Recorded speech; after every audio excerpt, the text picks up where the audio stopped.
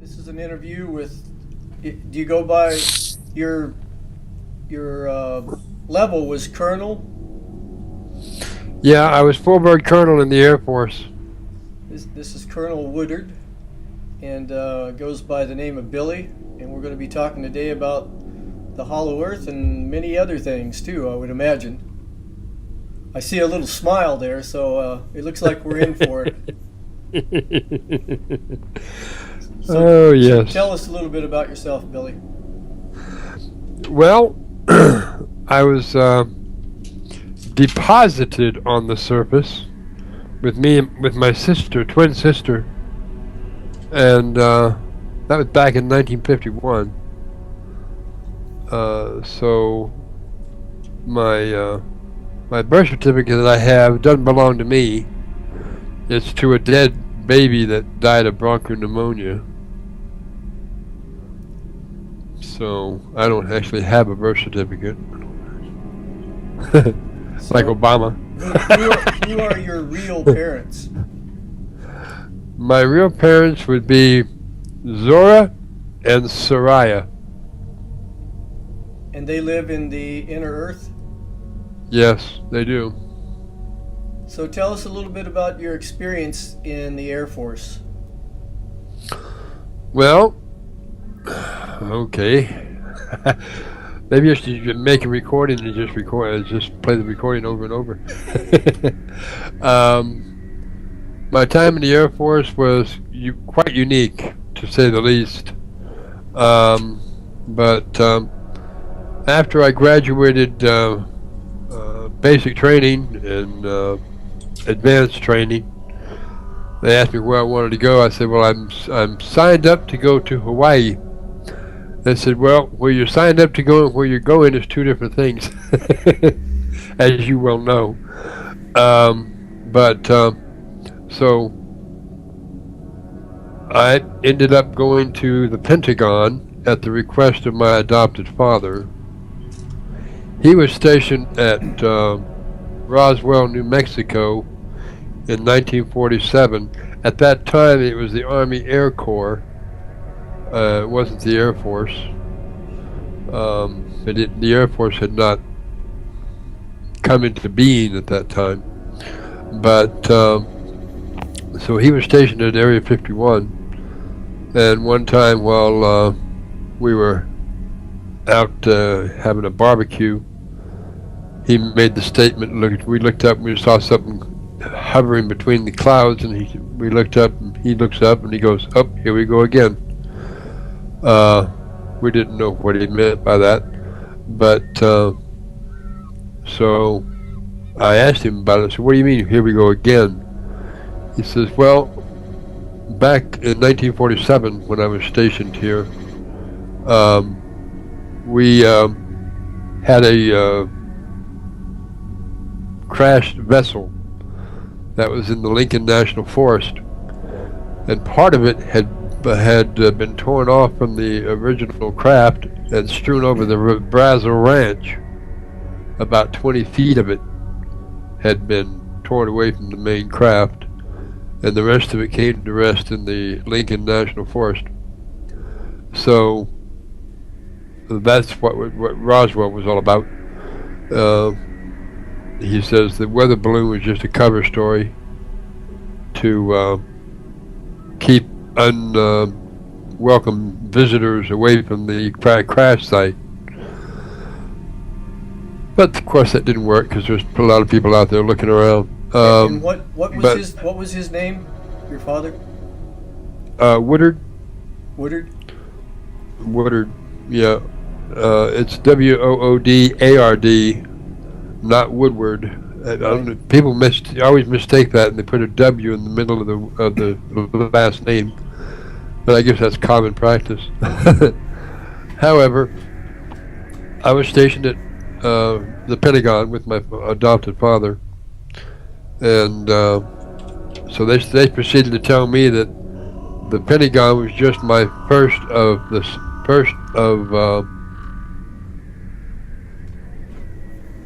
duty station, and that my next duty station would be in Nevada at a facility out in the Nevada desert,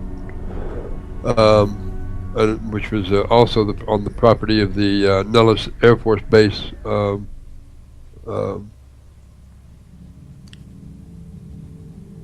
you're talking about S4, Dreamland? Yeah, S4, Dreamland. S4 and Dreamland are above the ground, and Area 51 is well below that. The first level of Area 51 is actually 2.5 miles underground. So what years were you there? And it goes down from...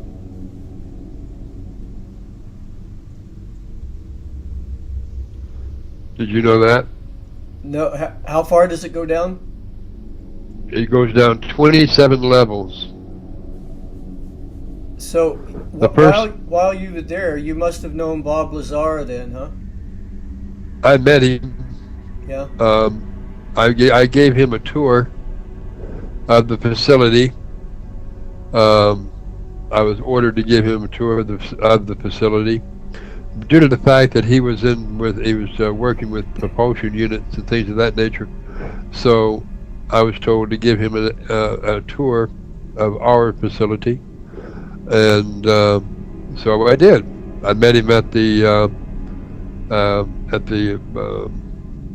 first level of the Area 51 at the the lift or elevator, if you want to call it that.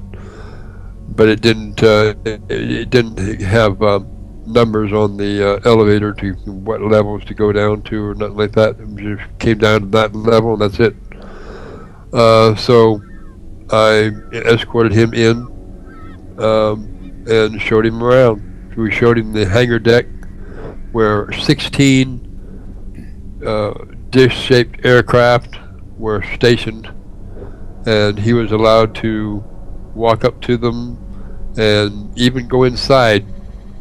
I took him into the craft that I was assigned to for night maneuvers, and I took him inside, and he had to stoop over to get inside. The roof, the ceiling was quite low, and you basically had to stoop over to walk around on the inside. But because the occupants that manned that craft were quite small, about 4.5 to maybe about 4.5 feet tall, and they were round heads, almond-shaped eyes, and they didn't talk. They would speak directly to your mind. They had lips, but they never moved. And it was just whenever you're in their presence, you could actually hear their thoughts, and they could hear yours. So that's how you communicated. You didn't actually talk verbally. So, Billy, before we go down underneath into Area 51, yes, I would like to just sort of educate the listeners a little bit about what we're going to be talking about.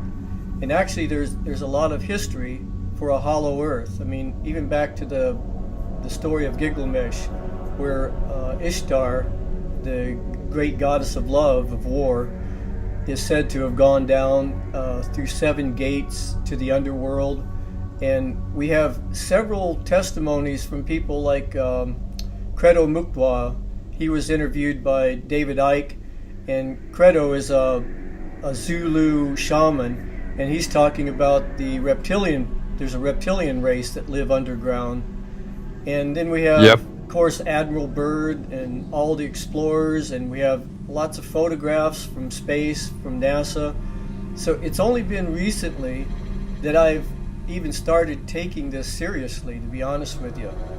It was so far over my head into understanding the realms of impossibilities, but something has struck a chord here, and I'm realizing that there's a valid, some valid information here.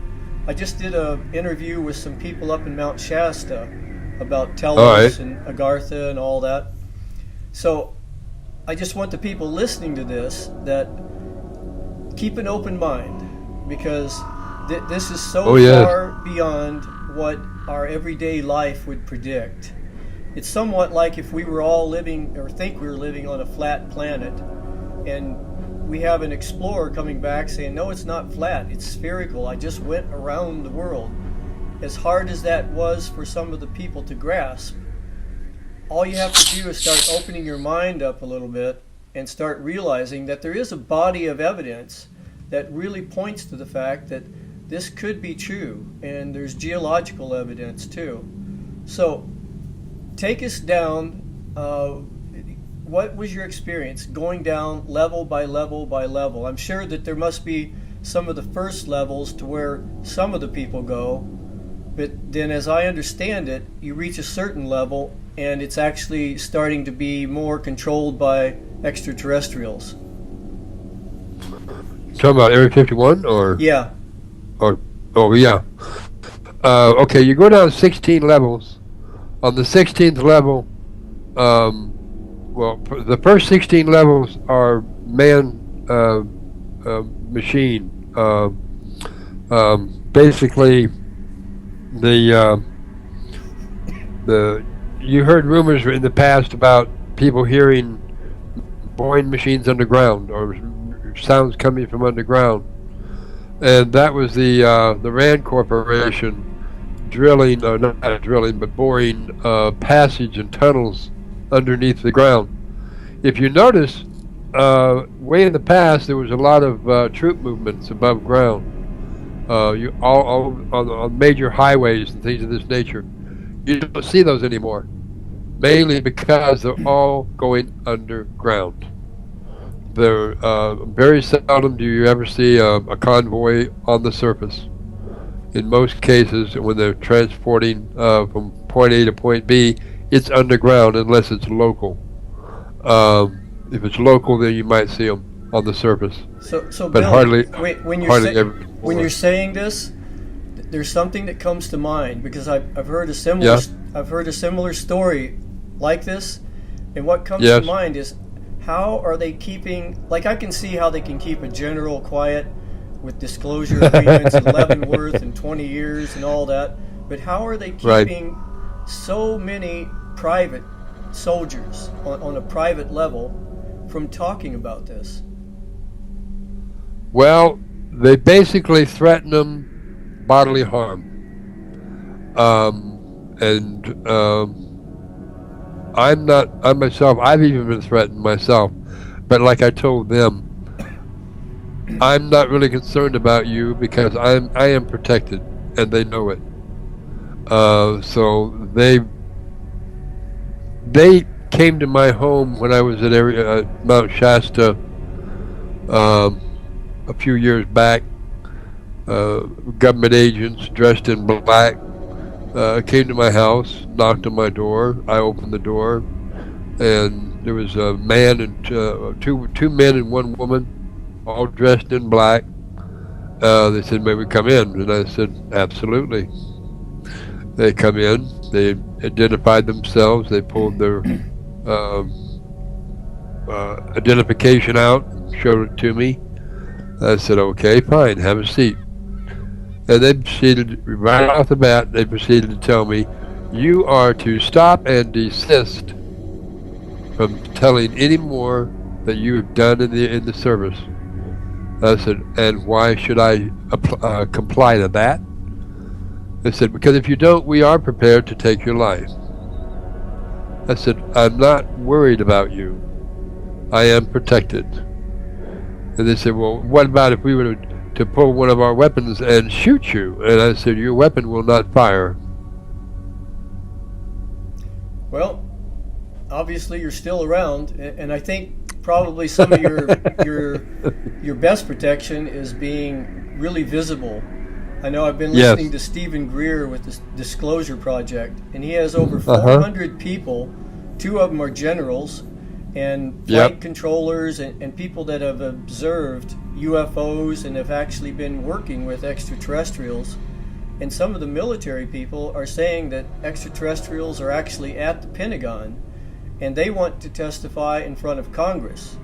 And they're thinking Yes. that even though they're breaking their disclosure agreements and risking 20 years in Leavenworth, they're thinking it with a massive amount of people, like 400 people testifying in front of Congress, they're not going to throw them all in jail, because that would be worse than just leaving them alone. So I think high visibility is one of your safeguards also.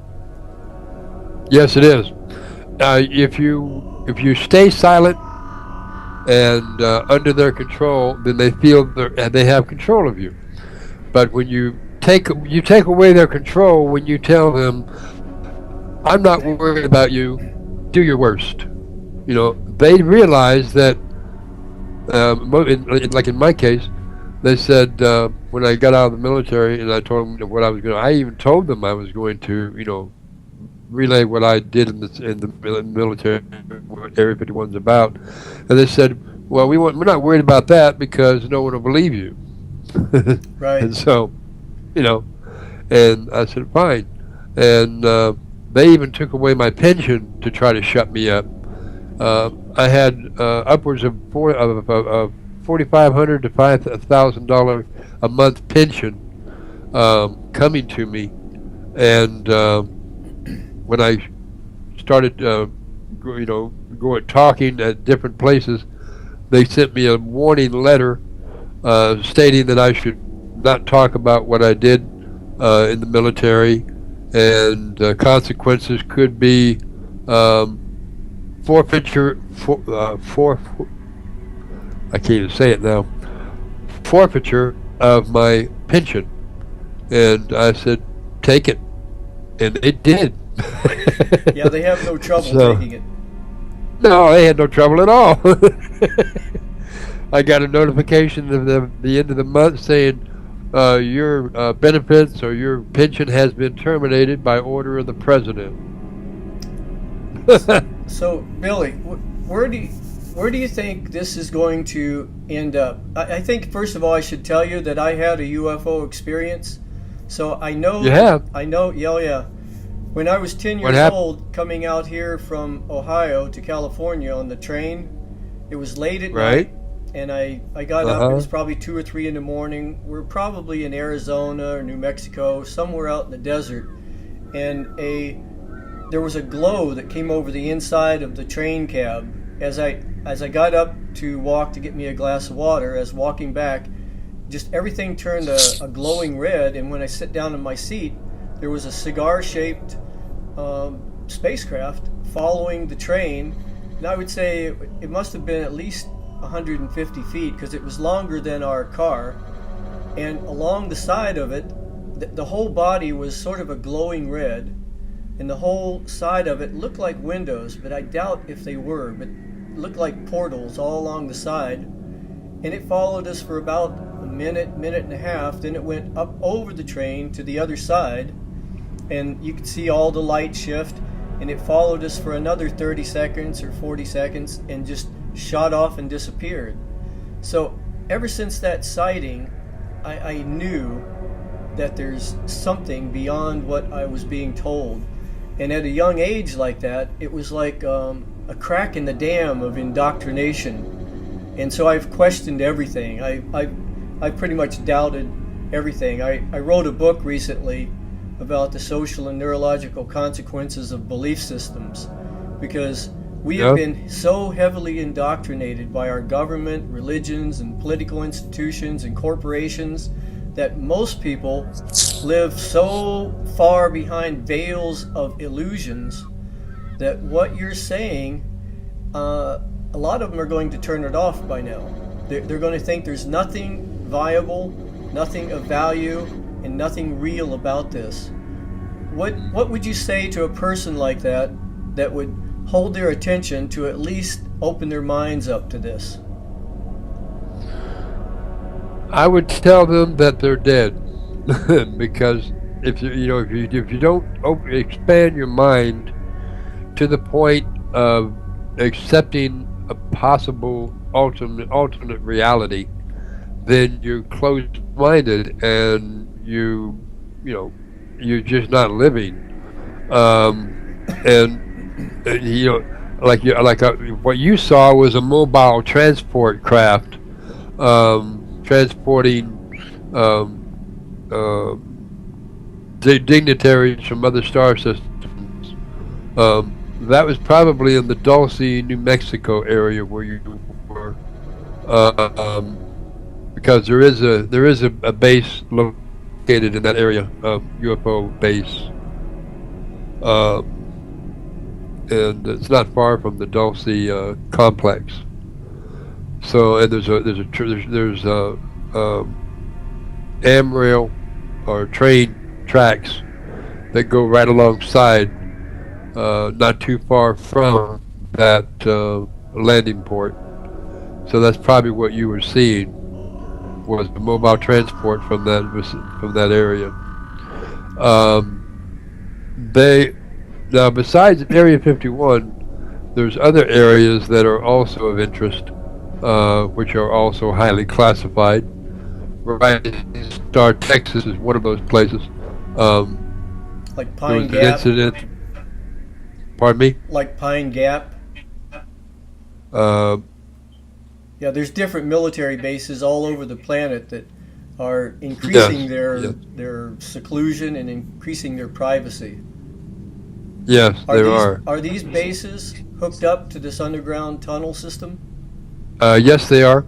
All military bases are interconnected to the what you call, I call it the spoked wagon wheel, tunneling systems that branch out from Area 51. Some of the tunnels are even quite extensive. Some of them even go underground, underneath due west, straight out to the the undersea crystalline pyramid off the coast of Hawaii, the north end of the island. You also have another pyramidal shaped structure not far from Catalina Island. And there's tunnels that go to those. Those are unfortunately not accessible to the military. So how does this have to how does this hook up with like Stargates? Like in Iraq, we're building a $1 billion military base in a country that we're supposed to be leaving, and some people say that there's a Stargate there. Are these tunnels hooked up to some of these areas also? Yes, they are. Absolutely. So what do you think a Stargate is? A Stargate? Well, for one, a Stargate is not a circle. As you see, as it's portrayed on the TV. Similar, but not quite. It's octagon Yeah, that makes more sense. Yeah, it's octagon shaped. But it's not the rings do not rotate. In essence, you dial in a destination, and the portal does open. It does look like water. It looks like liquid water, similar to the one you see on TV, but not exact. It does take you to other worlds.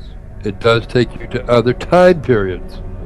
It can either be a time portal, or it can also be a intergalactic portal. But currently, the use of it is somewhat limited, to the point where only you're only allowed to travel to certain destinations. Other destinations are blocked off or sealed. You can't go to them. Do you think they do have that? Do you think that us here on Earth, do you think we're being confined to the planet right now to some degree? Well, in a sense, yes. Mainly because the Earth Mother Earth, Terra, is getting has started her ascension to the fifth dimensional phase, or existence, if you will, and basically the Federation of Planets want to keep people on the surface, pretty much in the dark. Well, not totally in the dark, but only to the degree that they don't go gallivanting up through the universe before they're ready. And the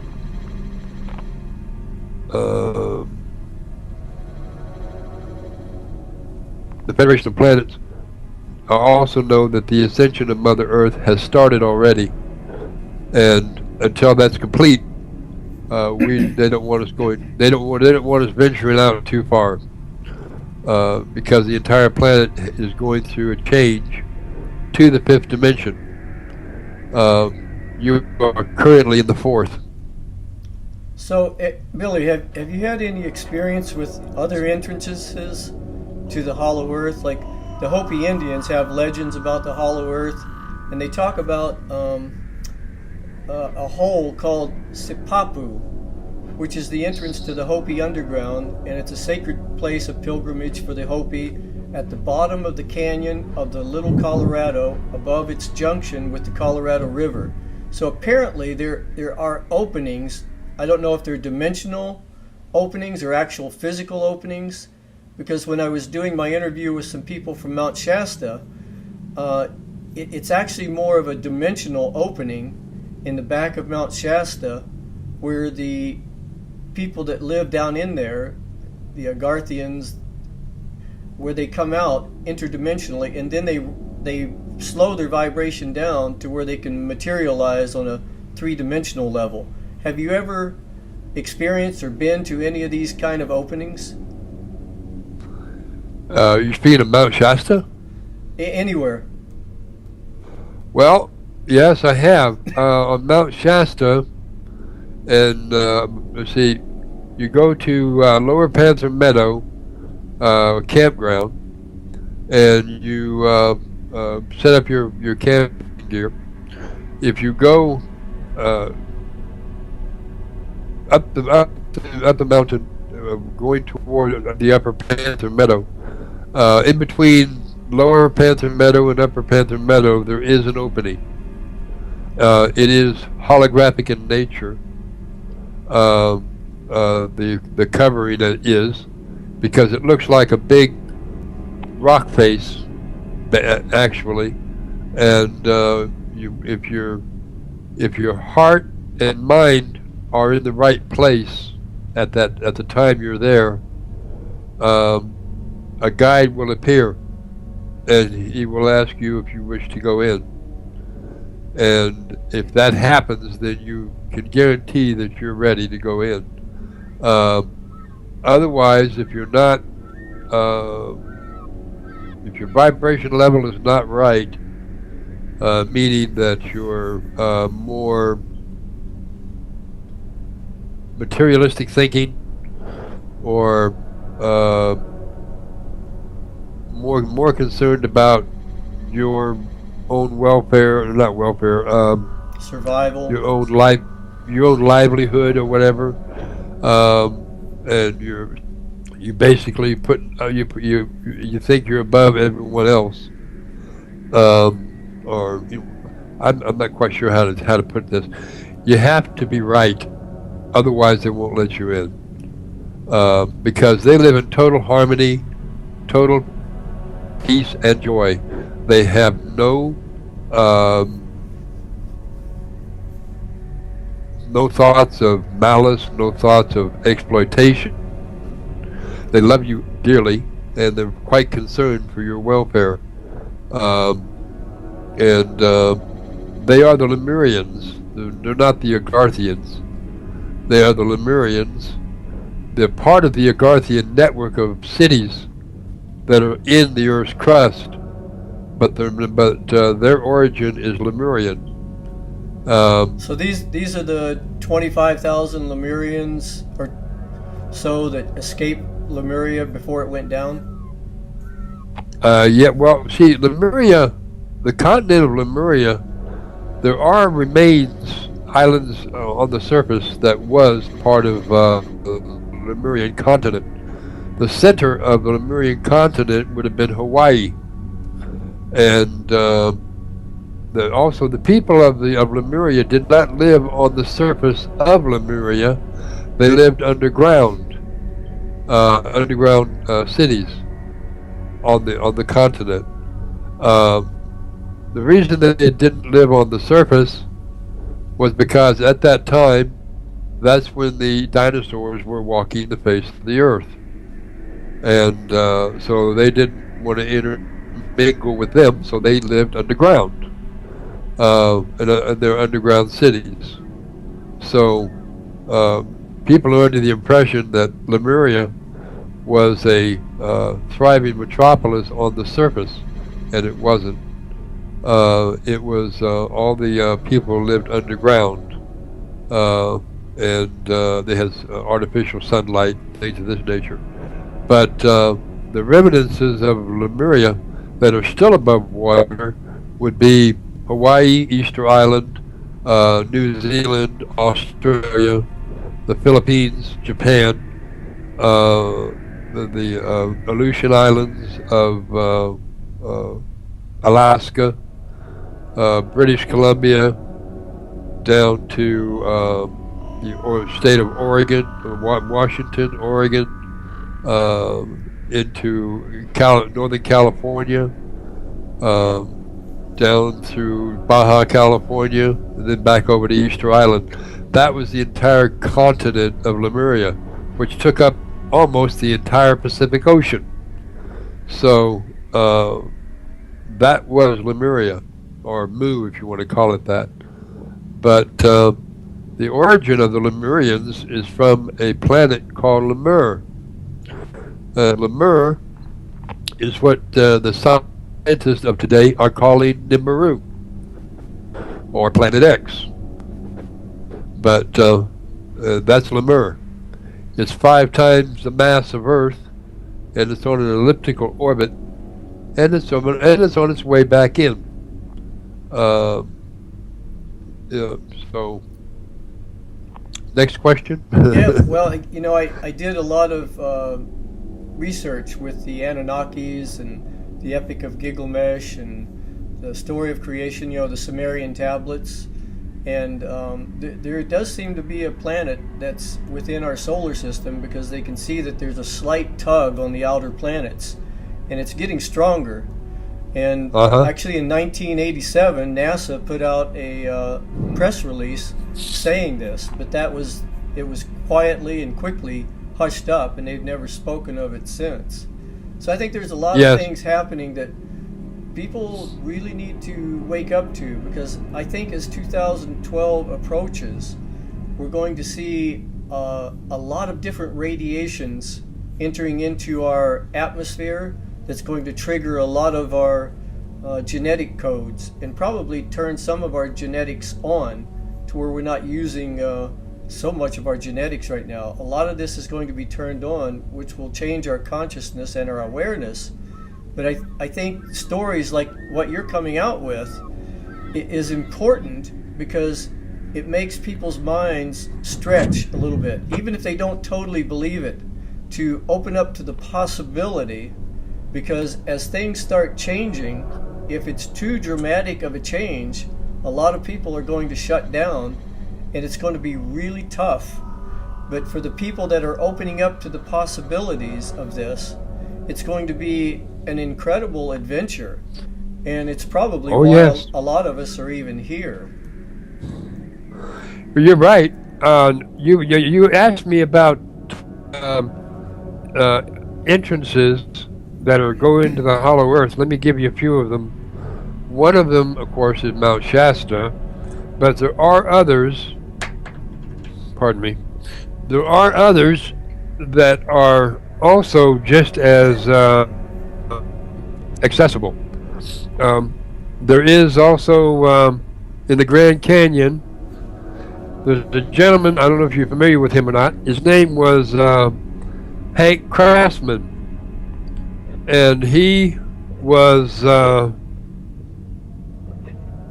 gentleman that lived in, he was in construction and engineering, and he found a guide which was named Carl Waltz, and he was a guide assigned to him by way of the Hopi Tribal Council of Nine to take Craftsman, pardon me, to the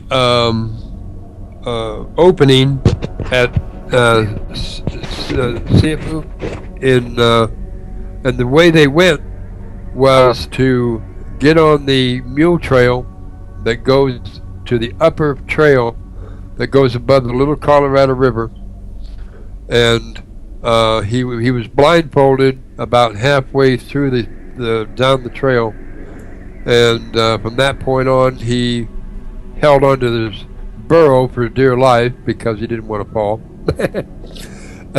And so he went, was blindfolded, and they took him to a certain location, and then they finally stopped.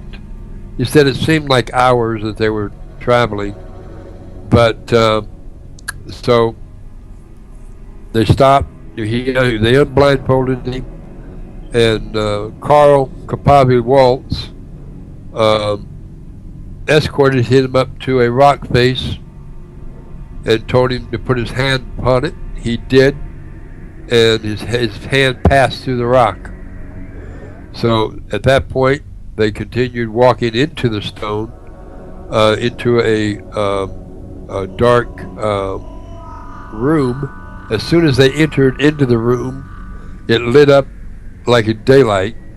And you can see all the surroundings in it. There was artifacts in there of gold and brass and copper and a few other things, but a whole bunch of quartz crystal. And he was then told to follow Carl down a tunnel, and they went down the tunnel. They came to a conveyance, sort of like a sled that you lay down on, and as you lay down on it, it begins to move. And when he gets up to its top speed, it is moving faster than the speed of light. And it went straight, he said it seemed like only minutes, just very few minutes, and it came to a stop. And he disembarked off the craft and was facing 3 doors with symbols on them. And his guide, Carl, said, "Choose a door." And he says, "Which door do I choose?" He said, "Well, if you choose the wrong door, then you'll have problems. If you choose the right door, you will go to Palakawape, which is the Palakawape is the Hopi modern thriving city inside Hollow Earth. It's one of the cities in the Hollow Earth. So he picked the center door. "You have chosen wisely." And he said, "Go enter." And they walked through it, and the center door took them. As they came out into sunshine, he looked up, and there was a sun that never moved, stayed in position. It was dull in color, not bright like the outer sun, but it was seemed to be cross between changing. You would change colors from blue to a soft orange, and then back to a blue again. But it never moved, never wavered. He said that he met a woman there, fell in love with her, and wanted to marry her, but he said he had to return to the surface to tie up loose ends so he could return. And she agreed. He left with his guide, got back on the conveyance, went back through the door, got back on the conveyance, found themselves in the cavern once again in the Grand Canyon. He said goodbye to Carl Kapabi Waltz. He returned to Los Angeles to tie up his loose ends. Upon returning, Kapabi says, go to the beginning of the trail, the mule trail, call my name and I will appear and take you in. But when he did return, he called Carl's name, but Carl did not appear. So he tried to find the entrance himself in vain. He couldn't find it. So he reluctantly went back to Los Angeles, opened up his business of construction. He was a multi-millionaire. He was the owner of Craftsman Construction, contracting. You can verify that if you like. It's Craftsman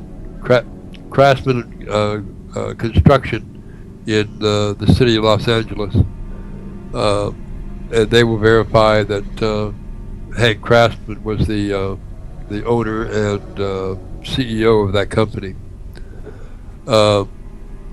He has long since passed away. He wrote a book called Kapabi, and in that book he gave his description of the path they took going to the opening. When they took him to the opening, he was blindfolded. Upon returning, because he was going to return and remain there, they didn't blindfold him from the time he exited the opening and got back on the mule and went back to the mule trail starting point, and so he was able to see everything.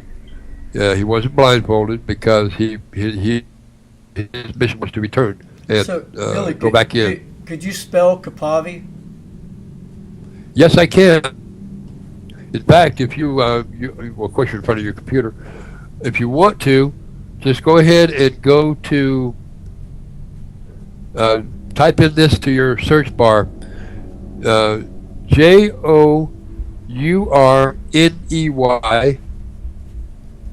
and the T-O, and then Palakawapé, P-A-L-A-T-K-W-A-P-Y.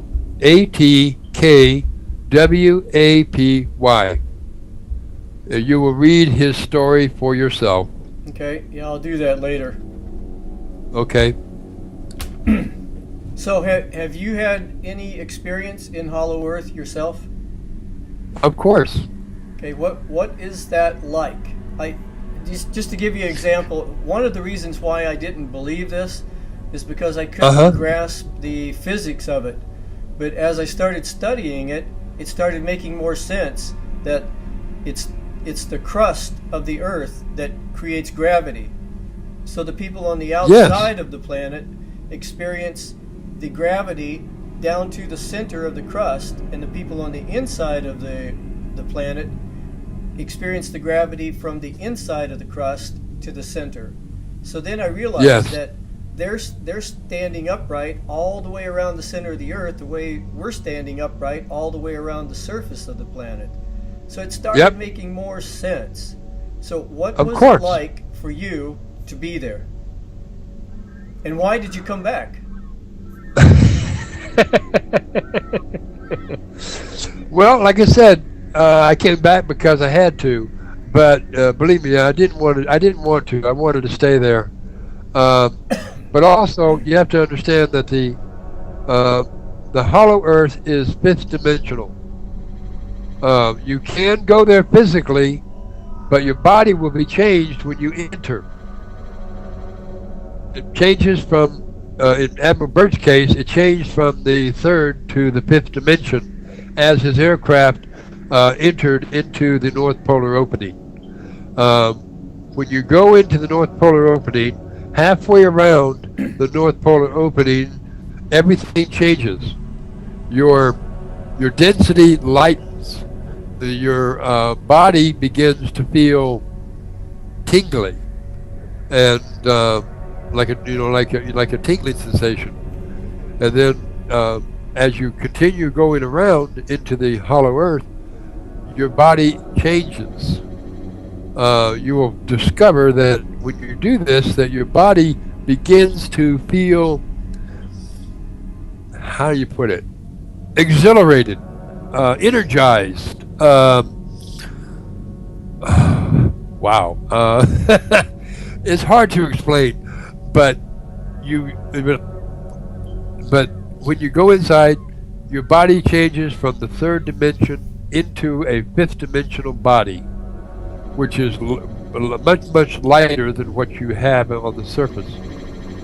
When they brought me and my sister to the surface, our body had to basically phase down to the third dimension in order to remain up here. And it's the same if you went inside. You couldn't remain in the fifth dimensional existence unless your body was permanently changed. Understand? Right.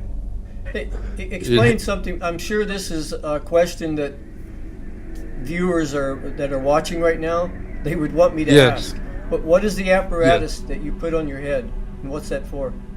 Oh, okay. This is a crystal headband, and the crystal headband is to help you focus your energy. It's very when you put it on, if you have headaches and stuff like this, they're gone. If you have, it opens up your third eye, if you will. As you can see, it's centered right over my third eye. It opens up your third eye. It causes your subconscious and conscious minds to think alike or think as one. And when you go into meditation real quick, and you can go in. You can intergalactically, as well as long distance. Intergalactic is pretty long distance, but if other people have them on and wearing them, and are used to wearing them, they can't communicate with each other telepathically. Right. Because you were born with the ability to communicate telepathically at birth. Did you know that? No, I didn't, but it makes sense. I mean, I spent most of my early childhood of people telling me, no, you can't do that, no, don't do that, sit down, go here. I was indoctrinated so heavily living in West by God, Virginia, that actually I was kicked out of Sunday school when I was 6 because I asked too many questions. And the question that came up is, when I first went to Sunday school, they started teaching us Genesis. And the Sunday school teacher was saying that God was well pleased, his creation was perfect. And I'm thinking, well, okay, yeah, there's a God. I readily accepted the fact that there was some kind of God, and it's good that he's really pleased with me. But the next Sunday when I went back, he tried to drown us all. And I'm thinking as a young kid, whoa, wait a minute here. This doesn't sound quite too good, you know? And so I was kicked out of Sunday school for asking too many questions. But now I'm older now, and I'm still asking questions. Oh, yeah. Well, see, when I was I was in school, I got in trouble a lot because I would always ask questions. And we were in science class one day, and the science teacher was talking about the makeup of the Earth, the crust, and all this. And then he says, are there any questions? He should not have asked that question, because I raised my hand, and he should never have allowed me to take the floor, because I blew his mind away. I got up and I said, "Why are you lying to us?" And he looked at me and he goes, "What?" I says, "Why are you lying to us?" "Lying to you? What are you talking about?" I said, "You know as well as I do that the earth is not solid, that it is hollow, and it has a central sun that shines out through the polar openings off of ice crystals called crystalline, which creates the halo of light that you term the northern lights. So Go to the principal's office." how old were you then? How old were you? I was like, well, let's see, maybe 9 or 10, maybe. So tell me, Billy, tell me about your physical birth. How did that transpire? In the hollow earth, your physical birth is you're created out of thought. Thought is the creator. Thought always is, and as you think, you are. My guardians or my parental figures, they came together and they wanted to create a life form, another, a child. So they basically sat down, agreed upon it, and it was done. I was conceived, and upon my birth, 3 months compared to 9 months on the surface. So they develop quite rapidly, which is what they were, what they used to. Pregnancy on the surface used to be 3 months as well, but way back in the ancient times. But all that changed after the submission of religion. But anyway, it's 3 months in the interior, and when I was born basically as a toddler, not as a baby. Right.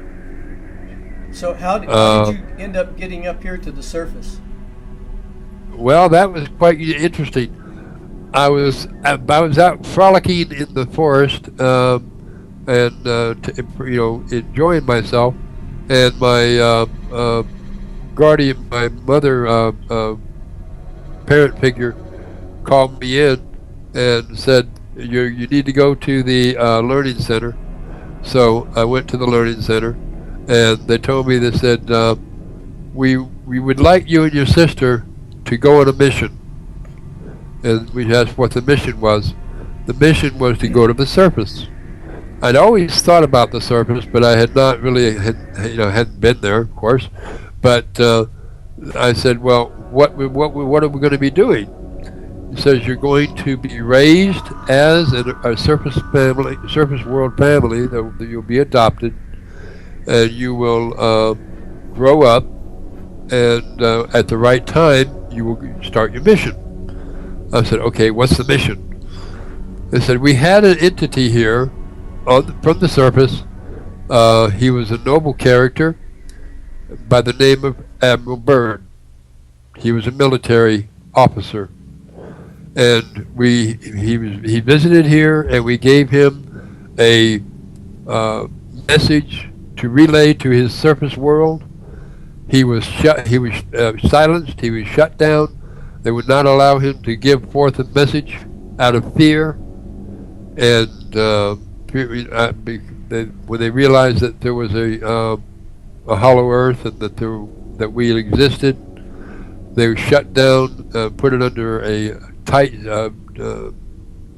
secrecy act. So your mission will be to relay that message."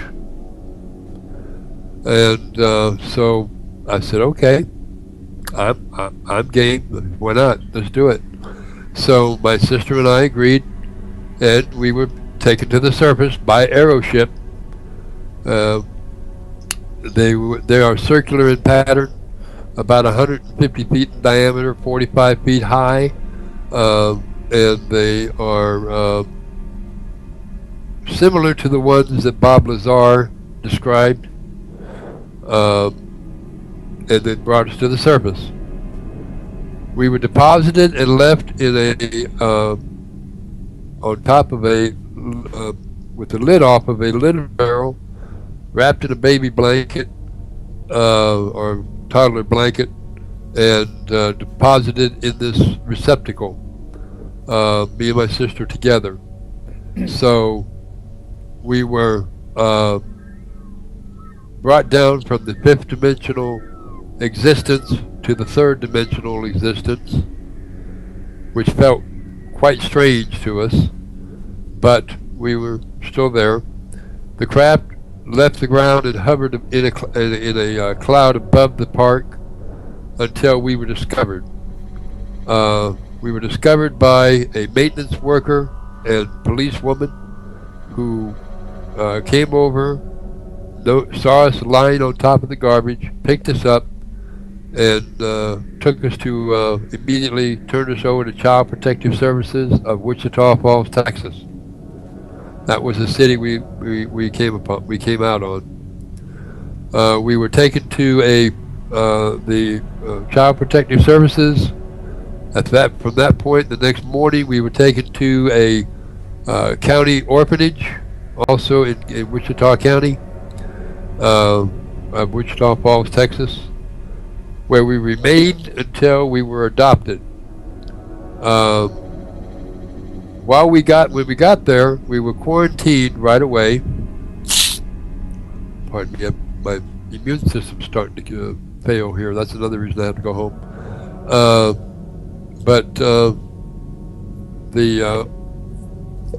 So we were in quarantine, and we were listening to a radio, and we were watching a little round tubed square box that looked like it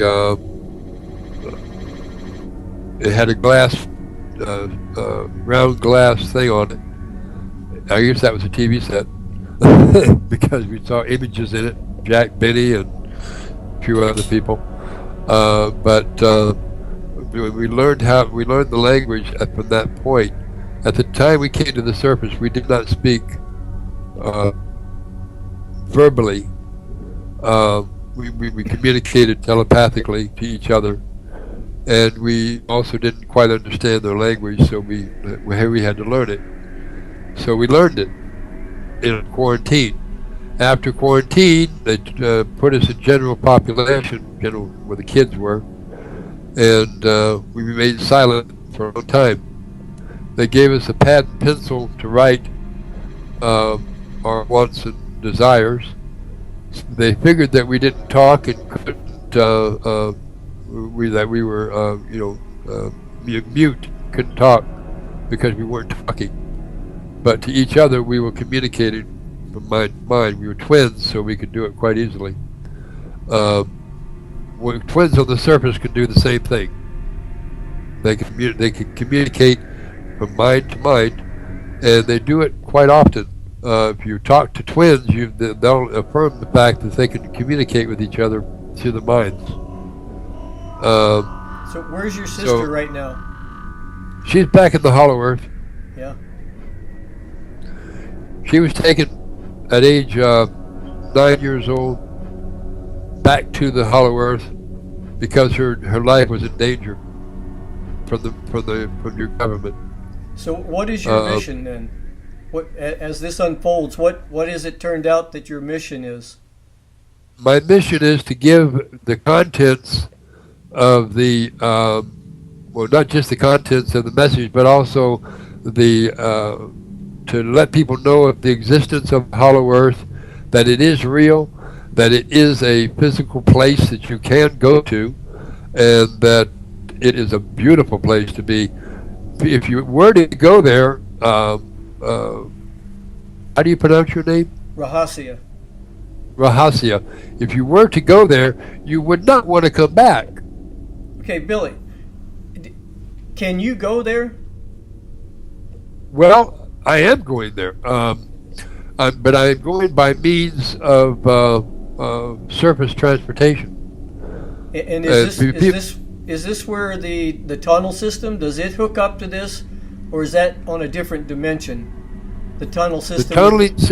The tunnel systems, the tunnel systems underneath Area 51, they do travel throughout the crust of the Earth, and they do travel. Like I said, the first 16 levels of Area 51 are man constructed. The ones below that are tunnels that were already there.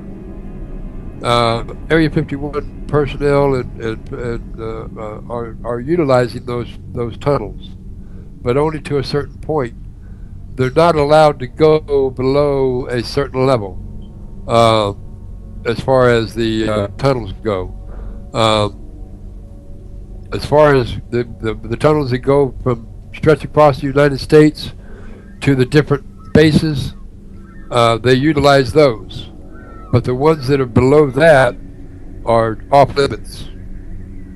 So where do you live right now, Billy? I live in Pahrump, Nevada. Oh yeah? Yeah, I used to live in Las Vegas. So you live out there with Art Bell. Well, he doesn't live in Pahrump anymore. Oh, he moved. He relocated after his wife died. He relocated to the Philippines. He's in Manila, and so that's where he's at right now. And he married another. He married the sister of his wife.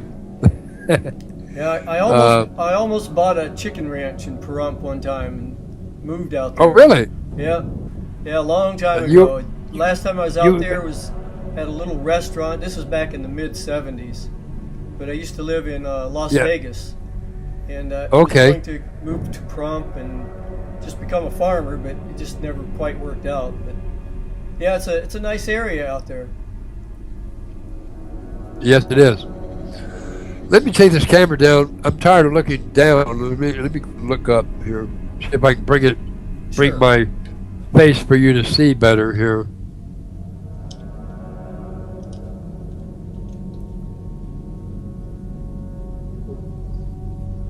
Okay, where you at? Got it. There we go. Is that better? Yeah, just move a little bit to your left. There you go. Okay. Yeah, you're right in there now. Okay, well, let me see. Maybe I can get a better. Trying to get a better. You said something on our phone call about you're going to have a website up. Yeah, it's going to be hollowearthnetwork.com. They're trying to get it up and running right now, but it hasn't been up. It's not up and running yet. Well, as soon as you do, what I'll do is I'll put this up on YouTube, and I'll go ahead and put that website up so people can find out more information about what you're talking about. Okay. Meanwhile, you've got my curiosity to the point where I think I'm going to drive up to Mount Shasta and go up to Fancy Flats and try my luck. I've always wanted to go up there and spend the night, because I've talked to, I think I've talked to about 5 people that said that they have actually seen and communicated with people that came out of the mountain and conversed with them. And every single one of them were level-headed, normal people. You would not think they would ever make up a story. But it's been enough to tell me that there's something to it. And I've talked to numerous people that have seen flying saucers. And go ahead. Oh, yeah, you're correct in your assumption. If you were to have one of these headbands on when you go up there, you would find that you would be able to see aeroships going in and out of Mount Shasta. Well, maybe I'll go by the Crystal Room up there. They have an amazing store up there called the Crystal Room. And yes. I noticed on your headband there's some metallic substances. Is that copper or? That's silver. Silver? Is that an important? Is that an important part of the headband? Okay, can you see that? Yep. You need to sell these on your website. I do sell them. Yeah.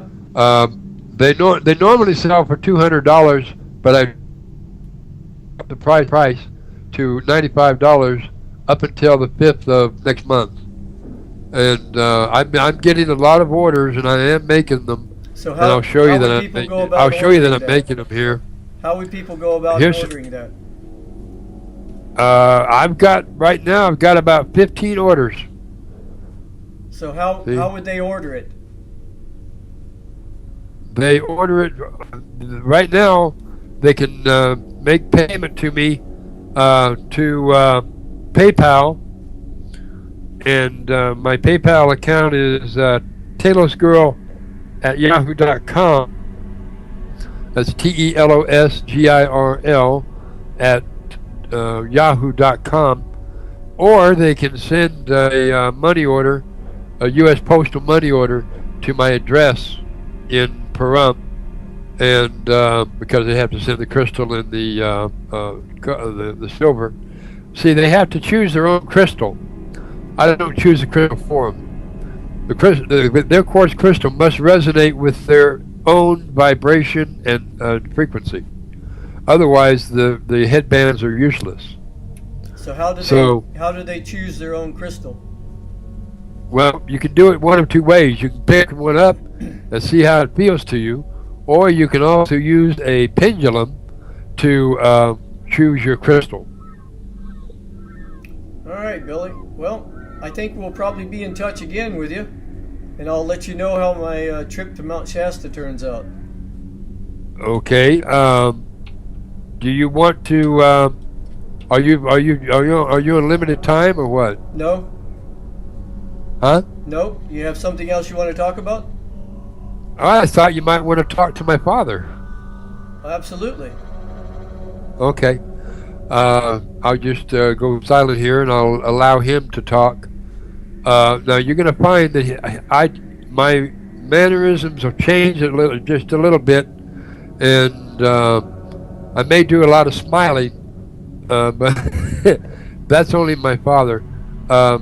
Also, I don't have any teeth presently because when I was younger, my teeth kept breaking due to the foods that I was forced to eat on the surface, and it decayed my teeth to the point where I just had to have them removed completely. That's how bad the food up here is. So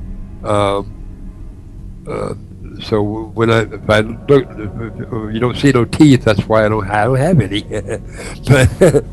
but I mean, I do have dentures, but I don't like wearing them. It feels like I have plastic in my mouth, so I don't like those either. I was thinking about getting some teeth implants, but that's pretty expensive right now, and costly, and basically not necessary, because when I return home to the house, all that back anyway, so there's really no sense in going through all that expense. But I'm going to go ahead and have him come in to chat. And of course, if you have questions for him, feel free to ask him. He will give you all the answers you wanted, and you want to know about Hollow Earth, or about Bermuda Triangle, or whatever. He's now understand he's 150,000 years old. Okay. And Ramtha is only 35,000 years old. So he's been around, been around the block a few times. But so I will allow him to come in, and you can talk to him. I'm looking forward to it.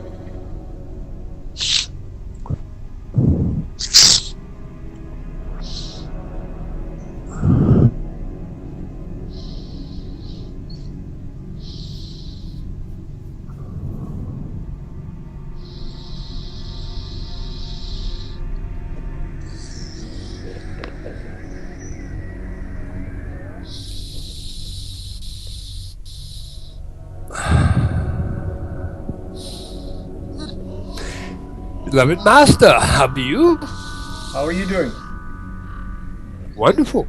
So tell me about yourself. You have been talking to what is termed my offspring. Yes. Indeed. So tell me about yourself. What should I call you? Zora? Zora? Indeed. Hello, Zora. How are you doing? Wonderful. So tell me a little bit about yourself, and what it do you is wish that to you know? think would be important for this conversation. Well, you have what is called the Hollow Earth, Many questions have been asked about this region. I am here to tell you of that region. It is a wondrous place, full of brilliant colors and wonderful healing atmosphere. You have what is called temperature of what is called 76 degrees, which is subtropical in nature. You have what is called the of what is termed as the life-giving force. The atmosphere in the hollow earth is pure in comparison to what it is here. You have what is called the no pollution of any sort. You have what is called the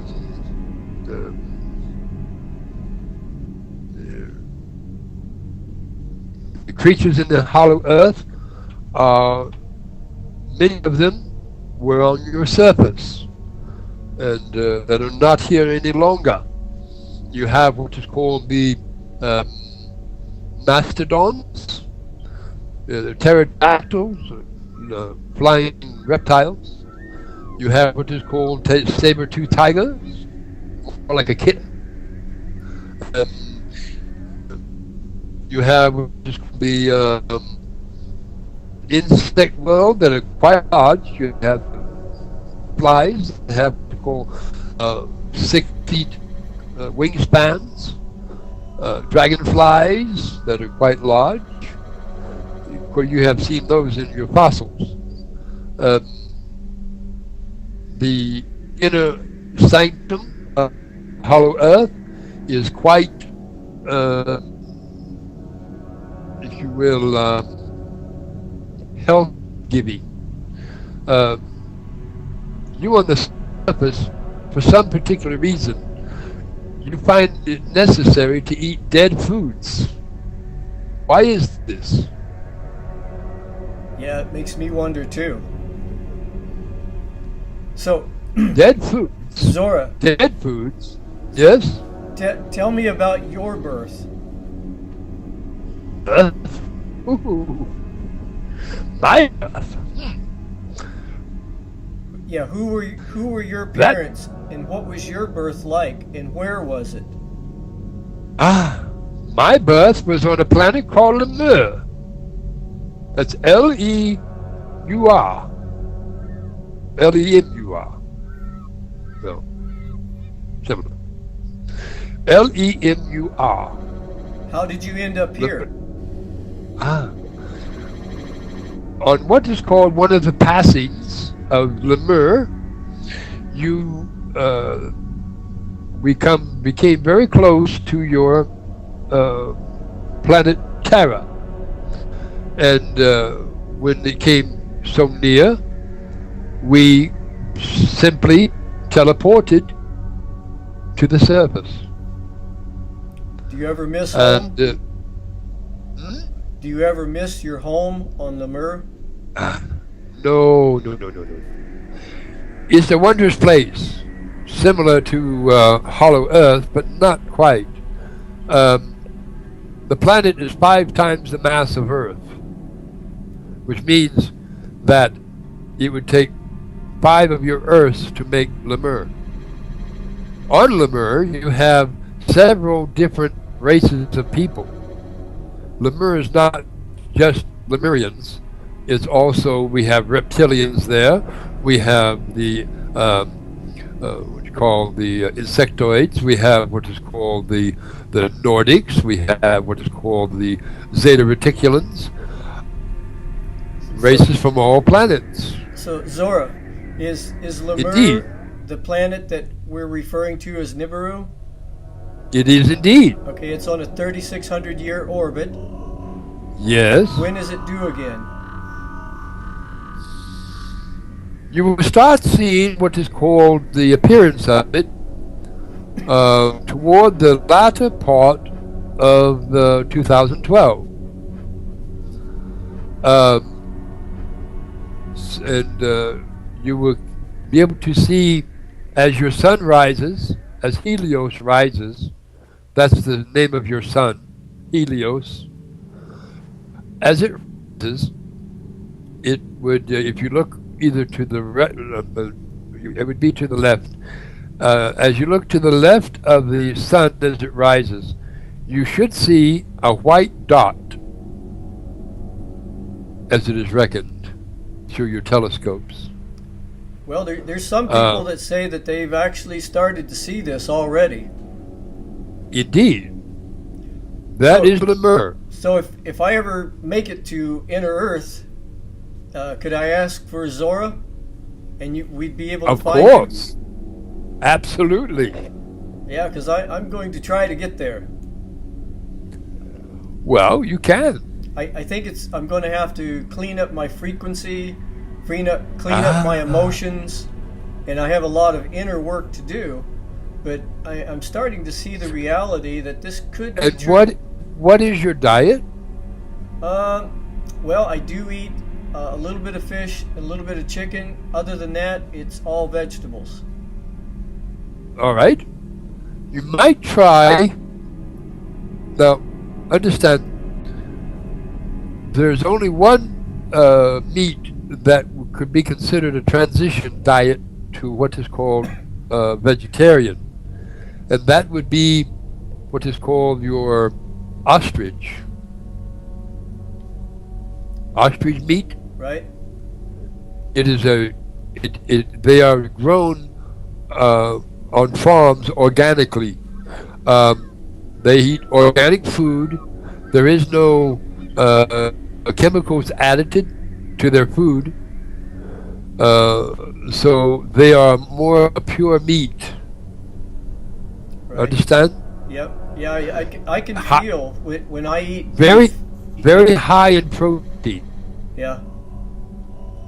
And when you eat chicken, you are eating the thoughts and what is called the vibration and what is called the attitudes of wherever these chickens came from. You understand? And how they died. And how they died. And you are taking this into yourself. So when you do this, you have what is called poisons that are going into your system. You want to eat foods that are alive and living. You understand? Right. I do not condone eating meat, but for a transition from the surface to a better way of eating, the ostrich is a creature that has agreed and to be used. You understand? Right. In their knowledge, in their way of thinking, they are sentient beings just as you are. Many people think, oh, my pet that has no soul. Understand, it does. All living creatures have a soul. All living creatures. Even your trees have a soul. Did you know that? Yeah, I sense that. Yes? I sense that. Go out and hug a tree. Sit under it. Commune with it. And you will find that you are suddenly energized. You will suddenly feel wonderful inside because you're reconnecting to your roots. You're reconnecting to Mother Nature. And by doing so, you allow your being to start reconnecting with its origin. Zora, have you ever Yes. have you ever come to the surface in physical form? No, I have not. I have come in what is called in my essence. I have come through a channeling, and I came in a translucent form when I first started to channel through my son, or my daughter. It's both, actually. Billy is what is called a transgender birth. Part female and part male, but both. You understand? I think so. Your Earth term would be hermaphrodite. Right. You know what that is? Yep. Indeed. However, now, if you were to stop eating dead foods, that's anything you have to kill is dead foods. And that's bad enough, but you're also eating it out of your locality. And that is worse. Because, as I said, you are taking on the attitudes and consciousness and frequency of people where this food was grown. Yeah, this is my second year now that I've had a garden. So we're eating more and more out of a garden that actually grows on my land. Absolutely. That is wonderful. Steer away from going to what is called your grocery facilities. If you want to go to a facility to buy vegetables and things of this nature, go to what is termed as a farmer's market. Right. Local produce. Local produce. Local oranges and apples and pears. All of local in your local area or region. If you live in what is called California, eat only foods grown in California. If you are in New York, stay with New York foods.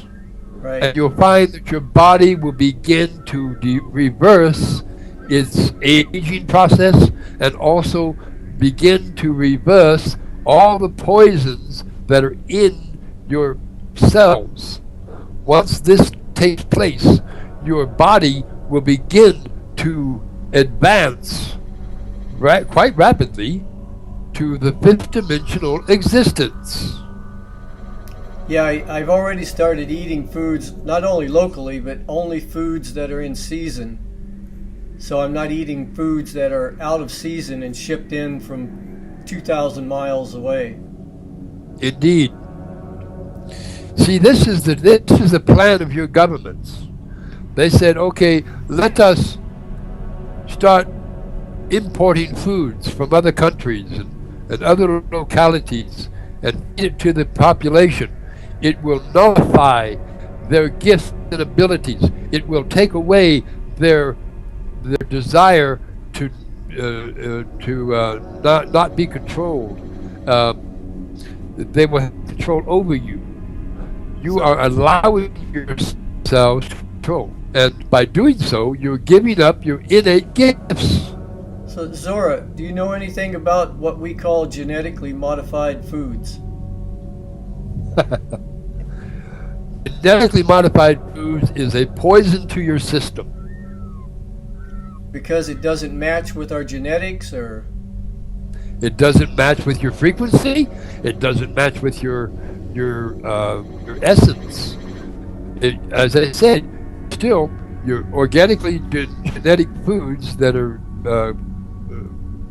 by your governments have all these additives and chemicals and all this mixed with it.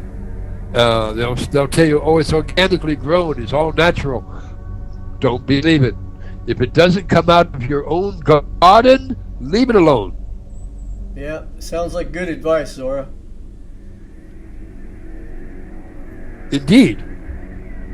So, I'm going to continue my path here on the surface, trying to educate people and clean up my own frequencies, because the surface is in dire straits right now. We're having lots of problems here. So what do you have to say as far as what it is that we need to do here? All right. Are you familiar? You know you have the power to heal? Yes. Well, that's what I hear, but I'm not too sure I totally accept that. Let me demonstrate something for you. Hands are free, yes? Yep. Your hands are free. Good. Rub your hands together, like so. Make your hands about 18 inches apart and start bringing them together very slowly, directly opposite each other. Not like that, like this. Like this. Like this, together. As you come together, feel like you're putting against something. You feel it. Yeah. You feel the heat. I can feel some heat here. Yes. That's healing power. You possess it. Everyone walking the face of your planet has it. It was born in you.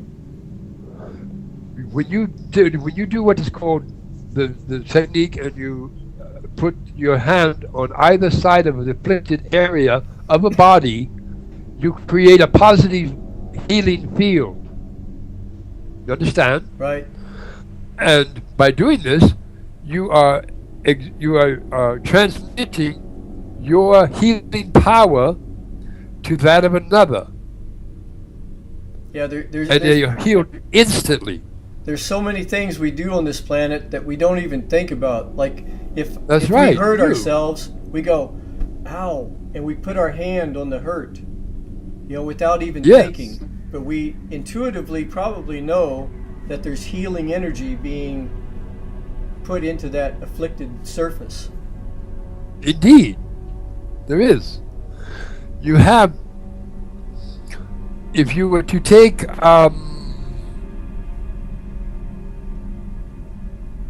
there are many ways that you can heal others. You can do it by touch. Your Jesus, who was the wonderful teacher and also the son of the Creator, as you are the son of the Creator, as your mother is the daughter of Creator, everyone and God are one. You do not need religion to have a relationship with your Creator. Right. You know that, yes? Yes. You are the Creator. Understand, in your Bible it said, let us make man in our image. What did that mean? It did not mean let us make man in appearance. It said, let us make man with our abilities and gifts, and let them be fruitful upon the face of terra. That was the way your Bible was originally meant to be written, but it was not. Yeah, because of fear. Things have changed quite a bit. Indeed. In your Bible, your King James one, it says, marvel not what I do, for greater shall you do, if you only believe. To be, if you can. You only believe you can do it. Yeah. That's what was originally meant in your scripture. But your King James cabinet that rewrote the Bible and translated it into English, they left out the most important part that gave back the power to the people and took the power away from you and put it in the hands of your overseers. You understand? Yep. And so when it says, marvel not what I do, for greater shall you do if you only believe you can, when you read the Bible in that form, you'll find that the scripture will leap out at you and it will embrace you and you will embrace it. And this power, you're going to feel it coming within you when you read it that way, because that is the way it was meant to be. All right, Zora, that sounds like good advice. I know what you mean about the Bible. There's a lot of pearls in the Bible, but they've been Indeed. smothered by so much nonsense and what we The call purpose- bullshit. The purpose for that, here is the simple truth. In Genesis, in the beginning, it was talking about a certain couple, Eve and Adam, right? Right. Eve and Adam. Well, first off, they have it backwards. The one that was created first was the female, and then the male was made after that, as an afterthought. However, a little humor there. Anyway, but you have Adam and Eve, and then you have Cain and Abel. Yes. Yes. And then Cain slew Abel. Yes. Yes. Right. Then Cain was cast out from the garden, from the location, and he went to dwell in the land of Nod. Yes? Right. And he took him a wife. Where did the wife come from? Well, I've always wondered about that too. See, your Bible is full of what is called controversy. And it is meant specifically to confuse you. Okay? And to keep you under subjection to those over you, the authority. So they wrote it down this way so they could keep control of you. Yeah, You understand? Yep. I've always wondered about the part in the Bible where it says, "The sons of gods saw the daughters of men to be fair and took them to be wives." And even as a young kid, I realized that there has to be two separate beings here, two separate races. And Yes. that makes you really question the validity of just Adam and Eve having two sons, and where did their daughters come from? I mean, where did their wives come from? Right.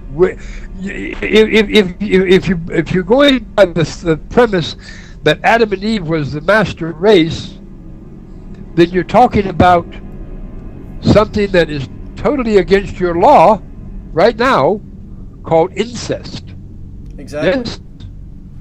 So if you agree or are following what is termed your Bible literally, then you are saying that your ancestors were all outborn and begot out of incest.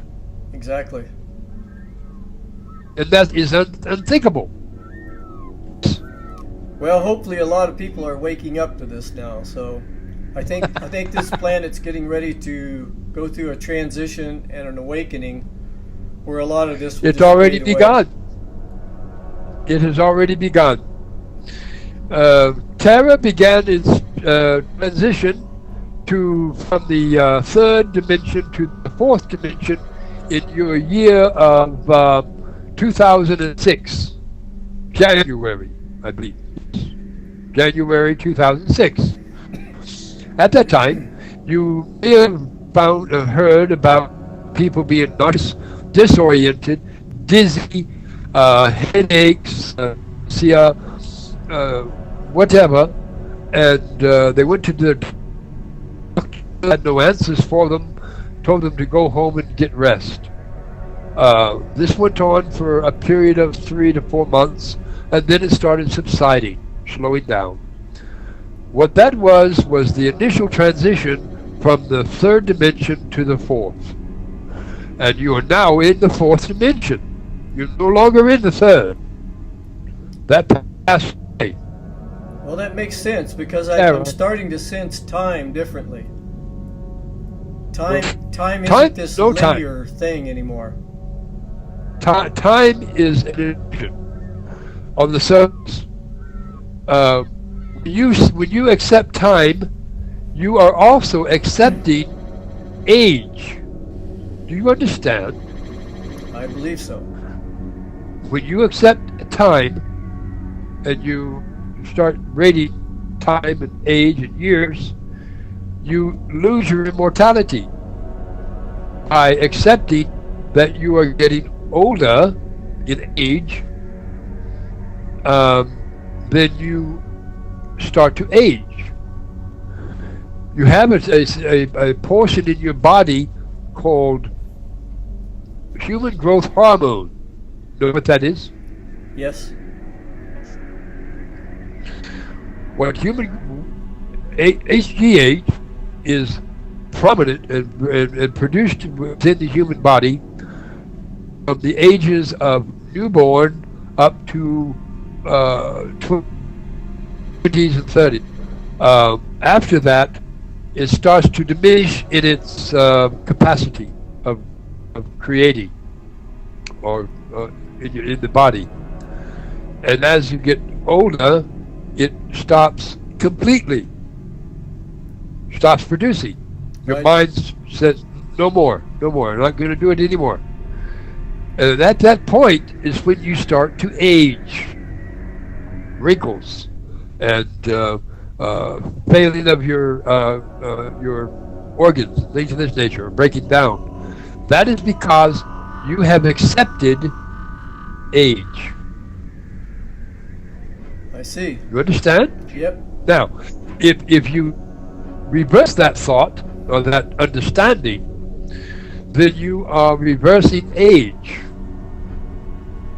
The minute you start saying the proper rate for way you are getting mature, that would be by saying, what your age now is what? 63. All right, you are 63 trips around the sun. Right. Instead of saying you are 63 years old, you just simply state, when people ask you, how old are you? I am 63 trips around the Helios. Right. Or sun. That way, you're not accepting age. You are actually reversing age. I think Makes sense? I think I understand what you're saying. Because we're talking not about time, we're talking about movement. Indeed. Another misconception of people is they are under the impression that the sun is a radioactive ball of fire. Yes? Yes. That's what you were taught. Your sun is not hot. Your sun is cold fusion light. Understand? I think I know what you're saying. Okay. When you have what is called your pictures from the sun in your what you call Google or your information that you pull off the internet, it shows your photographs or videos of the sun with solar flares shooting out from it and things of this nature. Yes? Yes. But that is a lie. That is what they want you to believe. However, if you are in space and you photograph the sun, it is a ball of light. No solar flares, no solar radiation. It is light, pure and simple. It's in matter, in thought. Right. Now, the sun is not a star. It is a planet. And a planet is inhabited on the inside. It is hollow, just as your Earth is hollow. Mars is hollow. Venus is hollow. Neptune is hollow. Pluto is hollow. Mercury is hollow. All of the planets are hollow. And they have a population living inside of them. All of them. Well, it seems like this information it's time for it to come out. You have learned? Yeah. I'm looking forward to looking into this deeper. So maybe the next time you and I see each other, we'll be in a different dimension.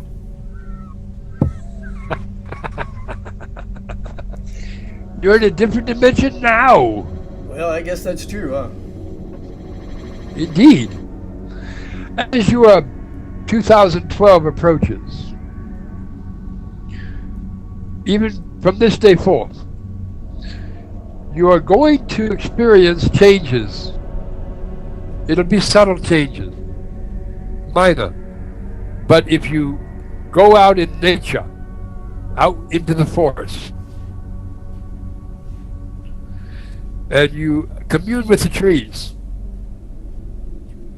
learn to be quiet with them, get away from your hobbles, get away from your wearing restrictive shoes on your feet, connect back with Mother Nature.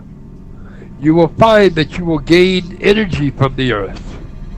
As you walk on the earth, the Mother Nature will nurture your feet and will send her loving vibrations up through the soles of your shoes and to your feet. It's better to go barefooted, but however, many people don't want to do this. I do not blame them because of the what is called pollutions on the surface, or your trash strewn everywhere. You have what is called nails and things to puncture your feet. So unfortunately, it is not like that in the Hollow Earth. You will not find not one piece of paper on the ground. Well, You understand? it sounds like a good place to come to someday. Indeed. You can also come to it in your astral body. You astral project? I've tried, and I think I've accomplished it a couple of times in my life. Indeed. Billy has a mantra that is given to peoples to help them turn the headbands to get into their alpha state so they can travel to what would be termed the Hollow Earth or Inner Earth or wherever they wish to go. It is a simple mantra. I can repeat it for you if you wish to jot it down. Sure, repeat it for me now. Indeed. Distance, darkness, fade away.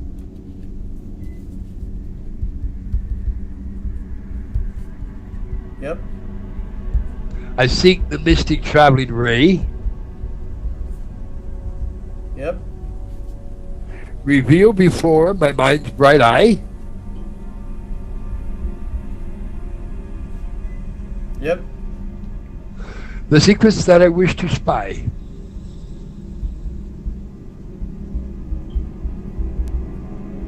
Gotcha.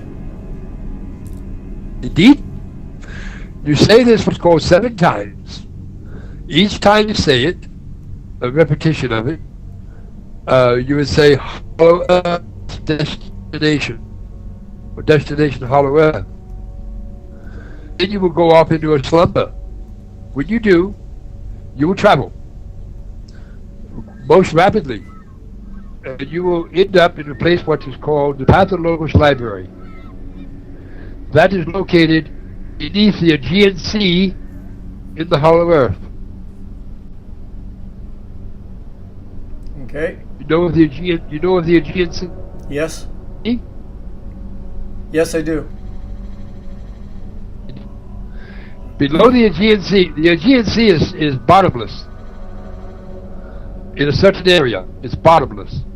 And it will go all the way through the Earth's crust and open up into a lake in the hollow interior. So there are waters coming from the inner Earth, or hollow Earth, all the way through the Earth's crust into the Aegean Sea. If you were to go to that location where the water is coming forth from it, from the opening, you would find pure healing water. But as it intermingles with the surface water, then it is dispensed and loses its power. because the water on the surface is dead or diminished to a great degree. Your oceans are such a wondrous place, and you are polluting them. You are killing the life in them. You need to stop this. Bring awareness to what is called the senseless slaughter of our sisters and brothers of the sea. You have your dolphins, you have your whales, you have your manatee, you have your seals, you have your walrus. All these creatures are mammals, and as you are a mammal, and they are your sisters and brothers. You have a country on your surface called Japan. More precisely, a place called Taiji. You know of it? Yeah, I seen a documentary on how they lure them all in, and just it's devastating. I think it's called the Bay or something. It's horrible. Yeah. Called the Cove. The Cove. The Cove, yes. This place, they are creating a genocide way of thinking, and what they're doing, they are killing these defenseless creatures that are harming no one, and they are eating them, consuming them.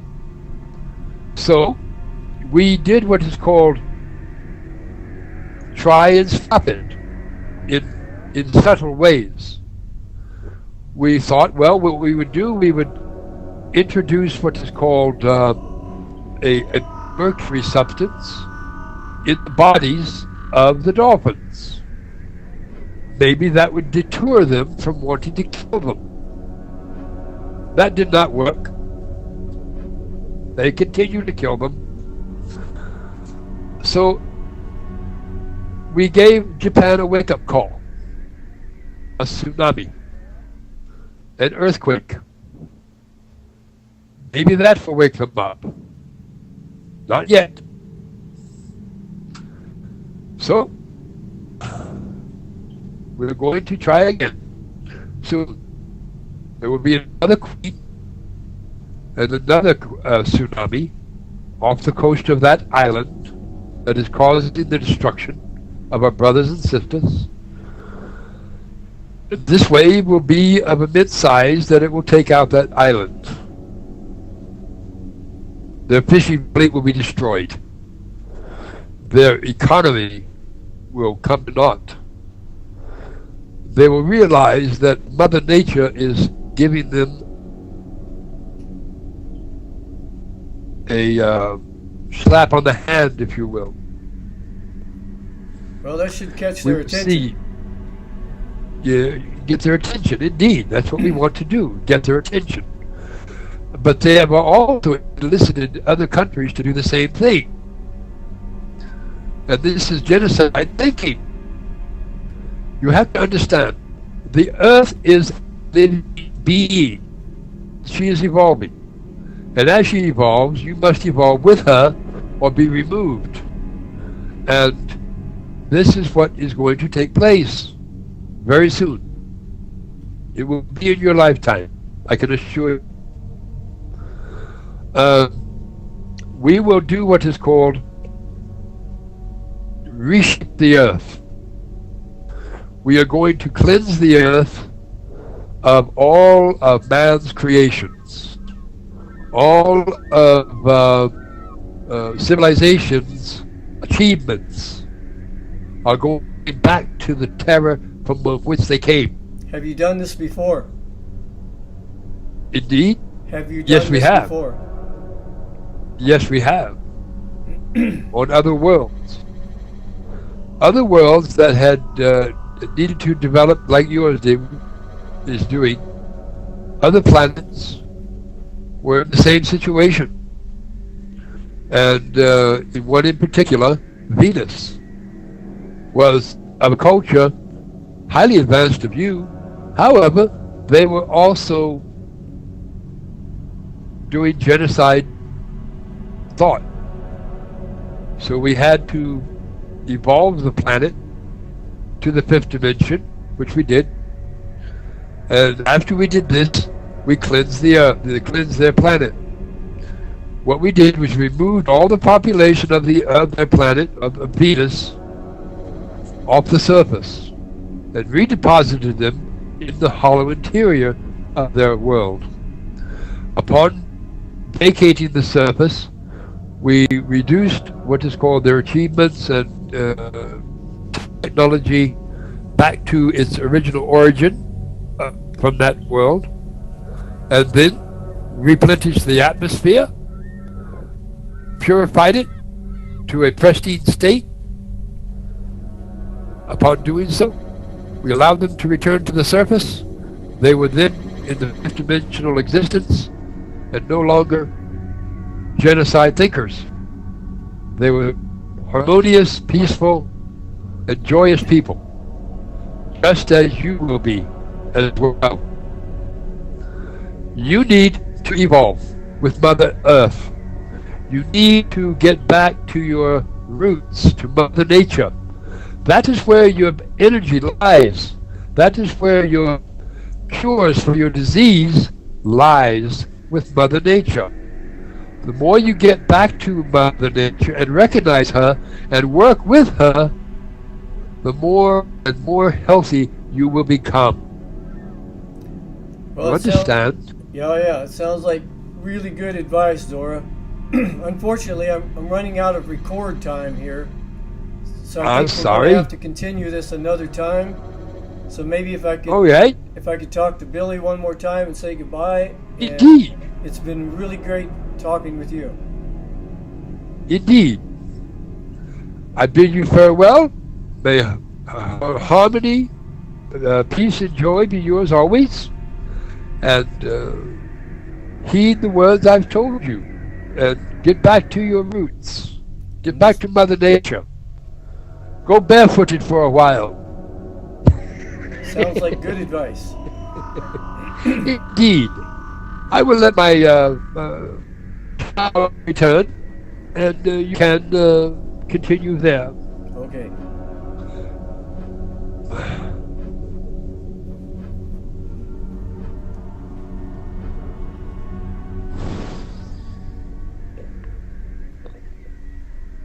Wow. That takes a lot out of you. Yeah, I bet.